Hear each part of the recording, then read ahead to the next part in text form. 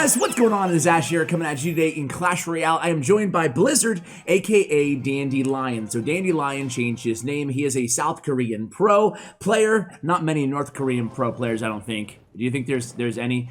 Well, anyway, he's a Korean pro player, and Dandelion is just insane. He's known, especially for ladder, he's known for being a great, versatile player all around at tournament level standard, but ladder, he is the predominant Mega Knight Skeleton Barrel player. He's the guy who was playing Mega Knight Skeleton Barrel before they buffed the Skeleton Barrel and the Goblin Hut. Now, he's made 2 changes in his deck, and you can see here, he's gonna, oh, I thought he was gonna strike for a lot of damage. He still might here. We have an Ice Golem down for the Inferno D. The bats actually will get destroyed. Zap comes down there. You see that zap? That was a really, really nice zap, and it allows him to get the tower all the way down to 913 vis-a-vis the Inferno D. So now if he can defend this mini P.E.K.K.A, which I'm sure he'll be able to do, the Goblin Gang, which he does, and then Inferno Dragon on defense against the Hog Rider, we have a nice damage advantage here inside this first match live top ladder featuring Blizzard, aka Dandelion. But the 2 changes he made to the deck, guys. Change number 1, Spear Goblins out, Goblin Hut in. Wow. You know, Skeleton Barrel is definitely a huge winner, and it's now in the meta. Minor Poison with Skeleton Barrel, we saw a lot of it in the CWA Cup. By the way, huge congrats to Tico for finishing 3rd place, Lapicati for finishing 2nd place, and the God RF for finishing 1st place in my CWA Cup, taking home a shared prize pool of $1,000. Thank you guys for creating code CWA, by the way, which funded the CWA Cup. I have another big plan that I'll let you guys know about for tournaments in the next couple, well, in the next week or 2. But a big plan coming up for another kind of semi-pro tournament circuit for you guys. Anyway, that was a long digression. We're still in this first match here, thankfully. But what I wanted to say is the Zap in for Snowball in the Goblin Hut, which is now Minor Poison Goblin Hut, Golem Hut. We have Graveyard Goblin Hut. We just basically have a lot of Goblin Hut and a lot of Skeleton Barrel right now in the meta, so what better time to take out the Spear Goblins in this deck and add in the Goblin Hut, and that's how Dandelion prefers it here, and we're going in, trying to connect to that left tower, not really working out here. Nice spot on with the mini P.E.K.K.A that time from the opponent. We're loading up that bridge, Inferno Dragon, and we have bats in the background here, taking advantage of the fact that the opponent Faker here only has the log in his deck, so they need to get a lot of value out of that Ice Golem to kill our bats and kind of clog up the lane as he's doing right now from our Inferno Dragon. So nice job getting that mini P.E.K.K.A. Again, he's predicted like 3 or 4 minors in a row. Now, even though the opponent still has Earthquake in their deck, it's notable here that Blizzard is still using his Goblin Hut. Getting that Earthquake out of cycle, he'll still have the death spawn of those Spear Goblins, and finally, we make connection on that left tower. The Goblins, all those Spear Goblins, finish off the tower along with that Skeleton Barrel. Let's go into the next match. Alright guys, here we go into match number 2. Thank you so much. I posted a community tab poll, by the way, yesterday to get your feedback on my mammoth hour and 10-minute video with Carpy on P.E.K.K.A Bridge Spam. I tried something really new here. You know, I figure we're 4+ years into daily coverage of Clash Royale, but that shouldn't stop me from getting creative,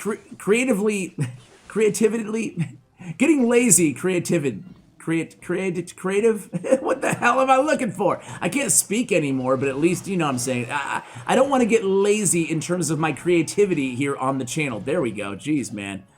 I don't want to get creatively lazy. Is that what I was trying to say? Is that even the way to speak?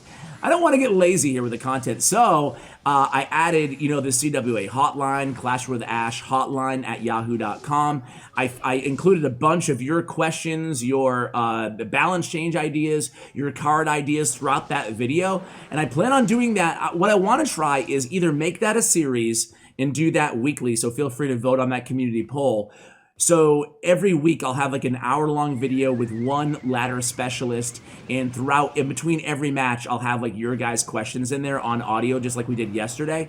And if you guys don't like that, I thought maybe we can just add your questions to every video, just like 1 or 2 in the middle of the video somewhere, you know, just to kind of give us something to talk about in between the pro tips and everything else that we do here on the channel. And if I have a guest on voice, who cares? We'll just ask the guest on voice to also react to your voicemails, you know?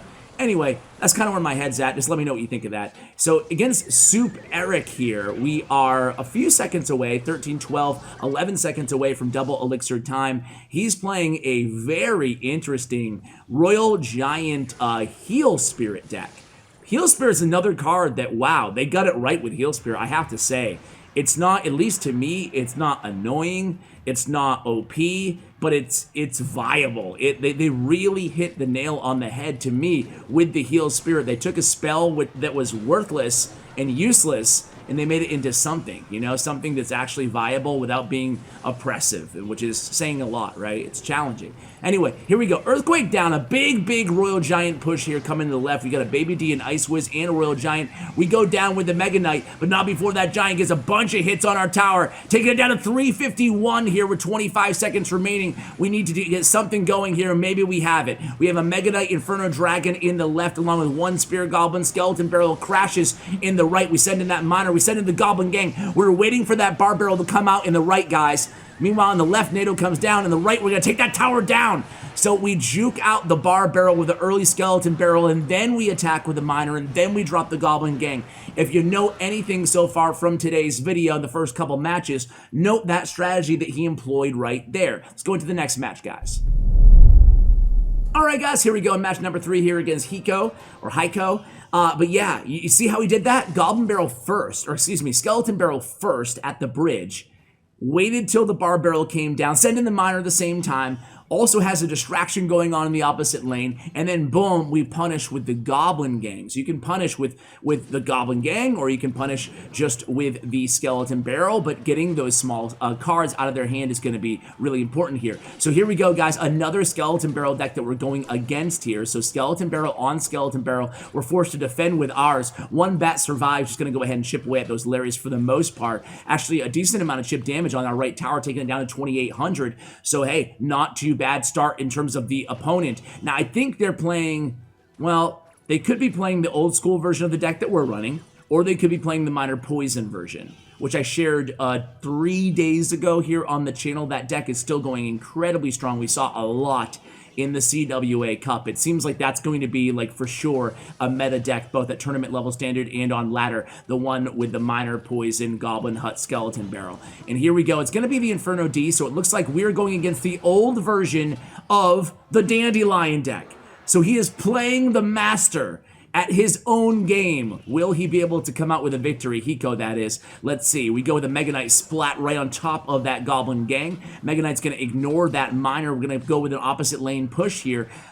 Is Snowball in Cycle? We have Zap in Cycle. We're not going to use it there. We're going to let the Mega Knight jump. Snowball does take care of that left push. Nice delay there by the opponent. We're going to get some really big damage here on that right tower. Wow, we take the whole tower down, and not using Zap there on offense. Instead, letting the bats get a little bit of chip damage, letting the Mega Knight go into his jump, and then delaying for a second. Wait till the opponent commits to the Snowball on the Inferno Dragon in the opposite lane. Then we punish with our bats, able to take that right tower down. What a great offensive sequence, and you can see exactly what was going through Blizzard's mind when he was doing it. If you kind of, especially just waiting and waiting and waiting on that Snowball, then boom, the bats go down, and then that's it. That's tower, and that's probably going to be 3 victories here in a row to start this video. So this time a Snowball comes down, again, not before we get another couple hundred chip damage onto that left tower. Here comes a big push from the opponent. We have Mega Knight in hand, and we don't even need it. Just a Zap gets it done there. Cleans up nicely. 684, 23 seconds remaining here. Let's see what we can do. We apply some pressure opposite lane again. We go in with the bats and the Skeleton Barrel. Skeleton Barrel is going to kill his bat. Snowball comes down. Again, we score another 100 or 2 damage to that left tower. Here comes a big push in our left lane. Mega Knight immediately comes down, not afraid to use the Mega Knight if we need to. Zap comes down, Goblin Gang comes down on top of that Miner there. Very, very nice defense to finish off this match, and a beautiful offensive sequence there on that delayed bats with the Mega Knight. Let's go into the 4th match, guys. All right, guys, here we go inside the next match here. Blizzard versus Dark's Elvis Tech. Actually, I love, one of my favorite YouTube channels is called Biographics. It's really kind of, you know, on the nerdy side, I guess. But I was just watching a week or 2 ago. They just have like biographies uploaded every day. And the host, Simon, just does a great job. He has that beautiful kind of posh English accent. And yeah, I eat it up, man. I watch like everybody who semi-interests me, I watch on that YouTube channel. And I saw Elvis. That's why the name made me think of it. I saw an Elvis bio, and I didn't realize that, dude, Elvis Presley, he kind of ate himself to death. Isn't that really sad?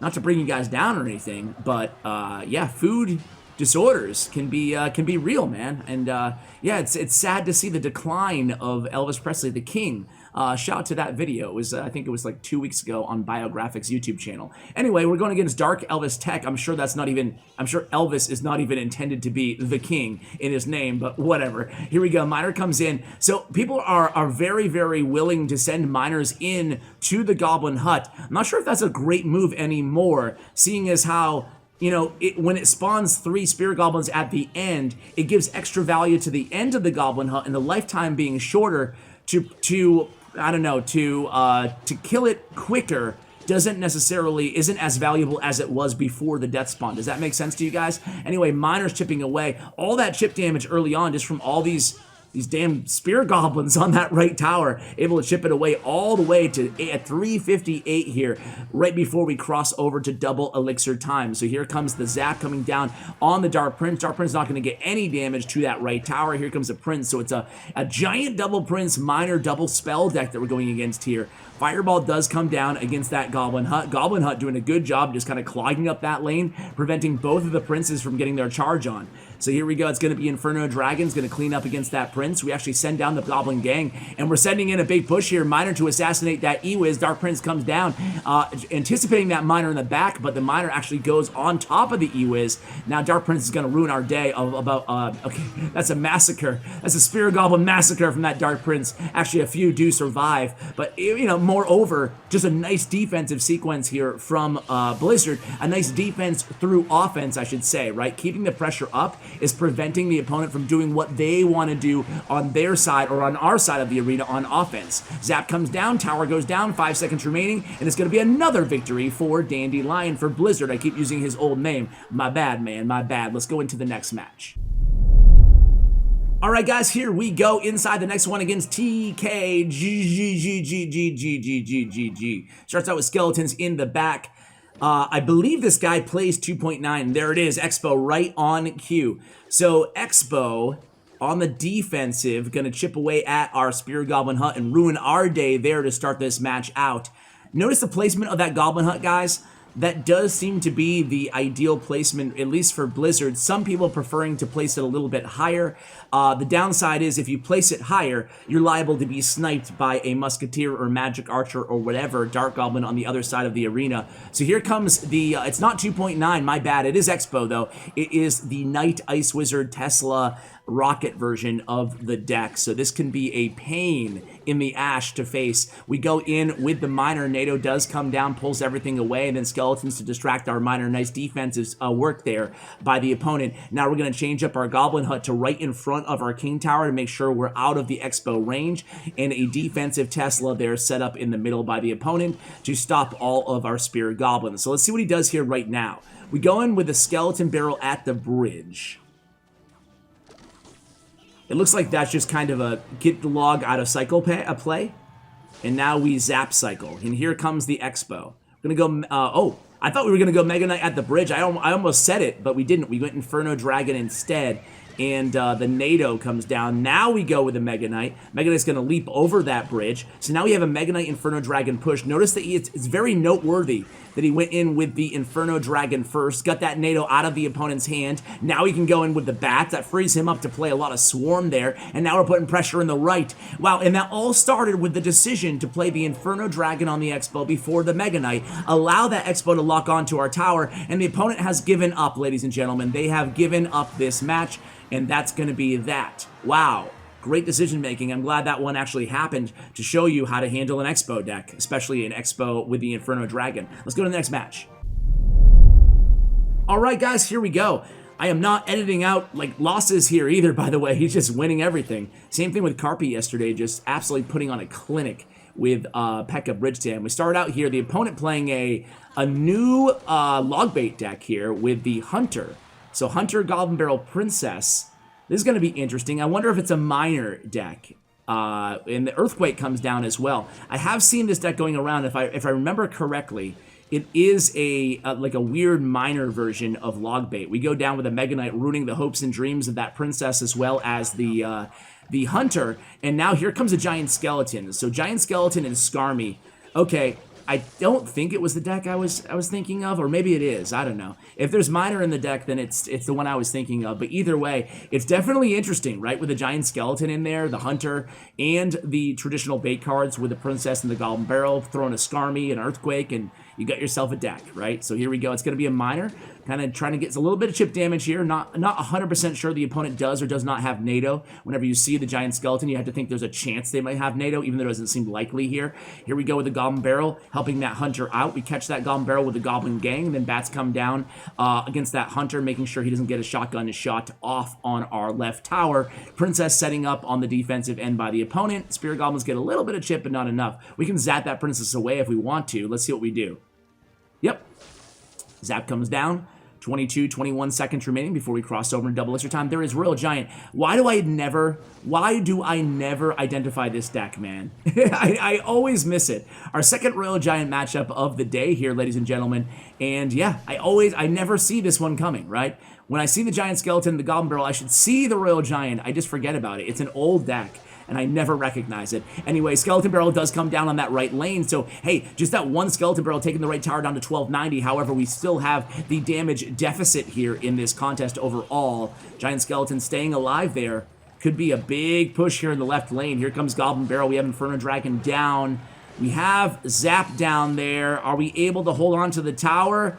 We are not. Hunter's going to finish off that tower, and a good game comes down by Blizzard. Could this be the first loss? Did I curse him by saying that I'm not cutting losses at the beginning of the video? Here we go. It's going to be a big minor push in the right. That's going to take that right tower down. However, can we defend? Mega Knight does come down on those goblins. We have bats down. We have a zap down there. Our King Tower is taking a ton of damage from all of these skeletons. All right, so there we go. We finish off with 520 and 838 in terms of the damage remaining on our towers. 10 seconds remaining. Inferno Dragon coming down. Let's see. Oh, there it is. Beautiful play by the opponent. We're not going to be able to stop that here with 3 seconds remaining. Royal Giant in the pocket with the Goblin Barrel, and then he laughs. He BMs us at the end. Let's go on to the next match here, guys.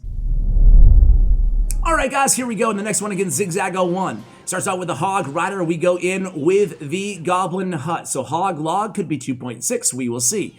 And we see the Ice Golem. I think it might be 2.6. So how do we contend with a 2.6 Hog Cycle deck with a deck like this, right? He has Log. So we have to be very, very aware when using our Goblin Gang on defense to make sure the Log is out of cycle. Because one Hog Rider Log could ruin our entire match. Also, we want to be using our Bats to defend a lot. So the opponent will probably be trying to adjust to that by using their Ice Golem in front of the Hog, oftentimes, in preparation for our Bats, right? So that's what they should be doing. We're using Mega Knight on defense there as well. Nice Mega Knight used. We can use Mega Knight against a Hog Bats push as well. So let's see. Even a Hog, Ice Golem, Bats push, we can just go Mega Knight and then Bats ourselves. But just like a P.E.K.K.A. Bridge Spam deck, we're going to be waiting till double elixir to do anything really offensive here. Maybe the occasional, and there it is, Skeleton Barrel on offense just to apply a little bit of pressure when we're full on elixir. But other than that, just Goblin Huts, Inferno Dragon cycled in the back, and just wait for the opponent to make the move until we get to double elixir time. And there we go again, just doing a nice job kind of saving up there, allowing us to defend again with the Bats on the cheap there. 2 Hog hits, unfortunately, though. If we had been a little bit earlier with the Bats, we could have held him to just 1 Hog Rider hit. So here we go in a defensive cannon, but the miner does lock onto the tower there, so a few hundred HP off of that left tower. Cannon out of cycle for the opponent, but more importantly, we are almost in double elixir time. Perfect time to reload with that Goblin Hut. Now we know that the sniping musketeer is going to be coming down immediately, and then we knew the log was going to be coming down immediately on the skeleton barrel. So see how we're protecting. We got the log out of cycle, we got the musketeer out of cycle, we forced a fireball out of the opponent, all because we were able to predict what they were going to do after we placed the Goblin Hut. Goblin Hut, Boom, Skeleton Barrel immediately predicted that Musketeer. Okay, we're predicting the log for our skeletons. Boom, Inferno Dragon placed immediately right before the log comes down. Beautiful plays there. And now a Mega Knight, we kind of bait out that Hog Rider by placing a very low Goblin Hut on the other side of the arena. And now we can go in with the counterattack after using the Mega Knight to successfully defend against that Hog Rider. So here it comes. Skeletons are spawned from that Skeleton Barrel. That haphazard Fireball does come down. Now let's see what we can do here. We have Spirit Goblins making their way down the right, just getting a little bit more chip damage on that right tower. 3144, Miner goes in, and now we have Inferno Dragon cycled against 2 Musketeers. So we want to be using our Mega Knight in the left. Let's see what we can do here. Mega Knight does come down, pushes that Hog into our tower, though. That was very unfortunate. A predictive log comes down by the opponent. That could be a big error here, guys. They go down with the log. They're desperately trying to cycle back to another log. They have it back in cycle here. Log comes down a little bit late. We're going to keep applying a big amount of pressure here in the left. Goblin Gang comes down, trying to outcycle that log again. Zap comes down. We get some goblins onto the tower, some Spirit Goblins, that is, taking the tower down to 1,007 HP. 33 seconds remaining here before triple elixir time. 2 Goblin Huts stacked now. Here comes a Hog Rider in Ice Spirit, and immediately Mega Knight says, no thank you. Thou shall not pass on that left lane. 1493. Here comes Skeleton Barrel again. Miner coming in onto the Musketeer, trying to assassinate her. We're going to get the job done. Log comes down. Actually, Musketeer does die to the zap there. We get 2 bats on the tower, 550 remaining. We have a Mega Knight about to die. Couple Spear Goblins. But you can see the opponent just trying everything they can to do to stop these Mega Knight pushes from connecting with their tower. The Miner's getting more of the damage, though. Mega Knight's the biggest threat, but the Miner and the Skeleton Barrel and the Spear Goblins are getting the brunt of our damage onto that left tower. Here we go, opposite lane again. We have the Mega Knight, we have the bats cleaning up on those skeletons. Look at the right tower here, guys. Look at the right tower. Fireball does come down. 1060 damage remaining. Nice redirect by the opponent there, but the Mega Knight's still just absolutely pounding away on the right tower, and there it is with 29 seconds left in this match. We take that right tower down. Nice dual lane pressure there by Blizzard. Let's go into the next match. All right, guys, here we go against Chore. It's such a chore playing against this dude. Always, forgive the dad jokes, forgive them, but he starts out with you guessed it, a Goblin Hut on the defensive end. So Goblin Hut versus Goblin Hut, but of course it could be any deck. Goblin Hut is definitely meta again for the first time in a long time. I have to say, even Goblin Hut doesn't feel oppressive. It doesn't, at least to me, doesn't feel annoying. Does it to you guys? To me, it doesn't feel annoying. It just feels like, okay, it's viable again. Especially with Earthquake going around, I feel like there's a nice healthy counter in the meta with Earthquake. If you're sick of spawner decks, if you're sick of, Goblin Hut, Barbarian Hut, Furnace, any building, if you're sick of them, just add a Earthquake to your deck, right? So here we go. It's going to be Mega Knight dying to poison plus Mega Minion. It's Graveyard deck, it looks like, that we're going against here, guys. Unless it's just a minor poison. We will see. So here we go. Log is out of cycle for the opponent. Let's see if we pressure here. We do. So Miner comes in.